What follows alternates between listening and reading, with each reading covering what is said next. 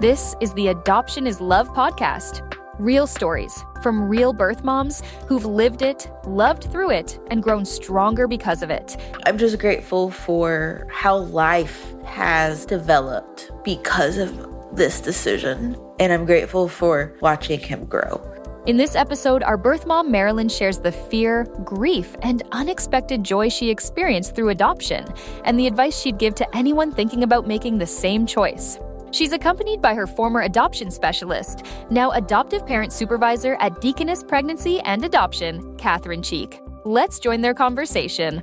So in between the time of meeting them and delivery, what kind of fears did you have? A lot of just everyone's fears is of the unknown, and that was mine. This was my first child, my first time being pregnant.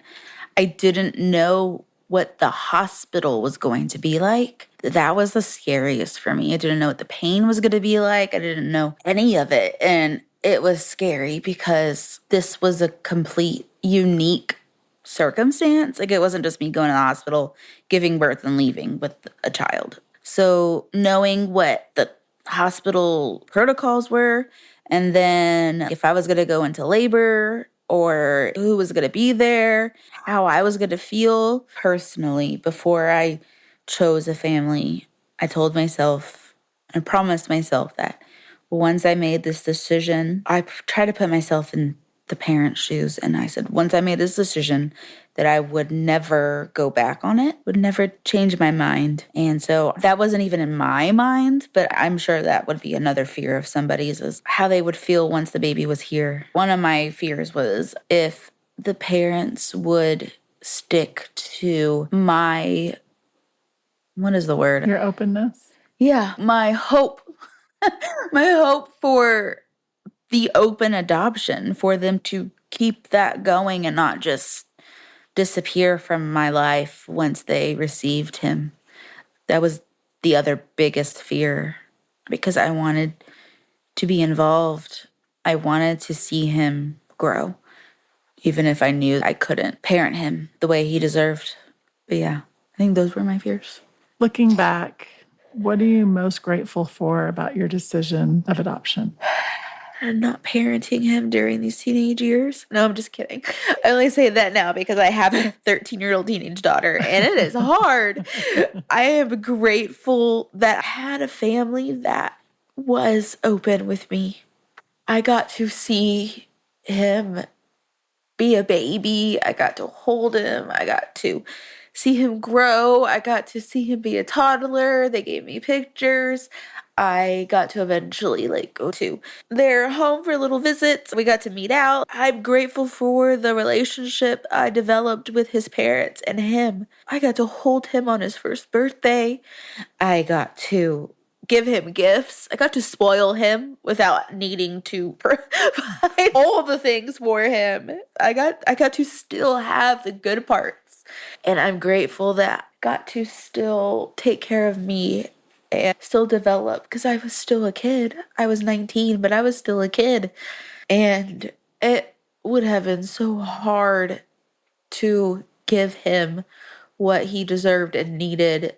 I am grateful for Deaconess. They not only support adoptive families how they really should be, but they also support me and all of the other birth moms that go through them. If I don't have to, I don't miss the annual birth mom retreat. I go to everything that they provide as support. I'm just grateful for how life has developed because of this decision. And I'm grateful for watching him grow. He's a junior in high school, and I get to still know who he is as a person. And I just wonder where he would be if I did decide to parent. And I just know within me that he would not be where he is. He would not be as functioning and thriving of a situation for him. So I'm grateful for all the things. Mm-hmm. All the things. What do you hope that he knows or understands about your decision to choose adoption for him? I hope that he understands and knows and believes that I decided to place him in an adoption because I loved him. That I didn't do it for me. I 100% did it for him. That I chose adoption because I love him with everything. And that was before I even knew what he looked like. I want him to know that it was hard, but it was worth it. That I never stopped wanting him and loving him. And that when I say wanting him, I mean like wanting his love, wanting to be in his life. And I never stopped wanting everything for him. I can feel the love as you talk about him. Thank you. What's your relationship like with him today? He's almost a young adult. He's almost 17. He is almost 17 and he's busy. Busy. I'm sure some people know that of teenagers out there. They're their own little people. They are figuring out the world. He is a film student as well as high school. He is extremely talented. I love getting to hear all of his interests. They're so unique and specific. It makes me laugh because, like, of course, he loves horror. He loves indie films. When he gets to talk about things he enjoys and likes, you can see his personality just shine. And it's so weird that he's not a baby anymore. But I'm very proud of who he is. And I believe it's a combination of nature versus nurture. And it's kind of cool because, he plays guitar. I got a video the other month of him playing guitar, and it's funny because I could immediately see my dad in him. That's nature. The way he held the guitar in his hands and strummed and sang even. And then my partner said that he holds his mouth in the same way that I do when I'm concentrating. And it was just kind of cool to see him play guitar. Yeah. It must be neat to see those characteristics of you. Yes. In him. Yeah. You said you have a 13-year-old daughter. Yes. And I know you have another daughter as well. Yes. She's almost 8. She'll be 8 next month. And do they have interactions with the son that you placed? Yes. So when I became pregnant with my eldest, it was just 3 years later. That also was on accident, was not planned, but I was in a lot better situation and I knew I could parent her.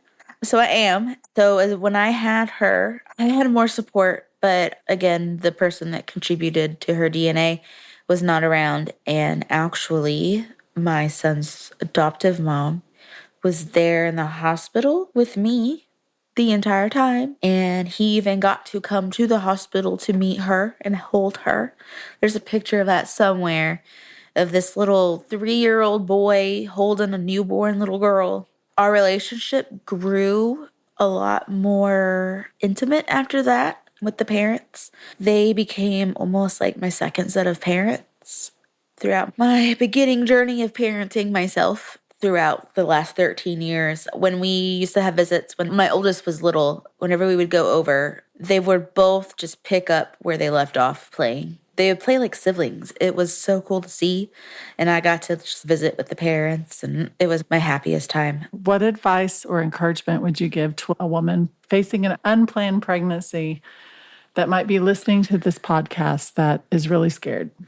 First of all, it's okay to be scared. It's okay to feel lost, but you have more value and worth than this tiny season of life. This tiny little chapter, and this does not define you. It's just a fact of life. It's just something that's going on with you. So I would say embrace your tough feelings, embrace being sad, embrace being scared, but believe in yourself and trust yourself that you are way stronger than you probably know. We have to be. It just comes to us. We're so strong. And I would say don't listen to all the little voices telling you what you should do, what you feel would be the easiest or anything. I would say do some research first and foremost about your options, but search out that place that will support you no matter what. Support is number one. If you don't know all about adoption, it's okay to seek the education. I know this is kind of biased, but Deaconess is the best. And they'll fill in those gaps for you. Marilyn, thank you so much for being here today and just to share your adoption story and your heart. Thank you for having me. Absolutely. Thanks for listening to the Adoption is Love podcast, brought to you by Deaconess Pregnancy and Adoption. Life can be full of surprises, and we understand the unexpected. If you want to learn more about your options, visit adoptionis.love.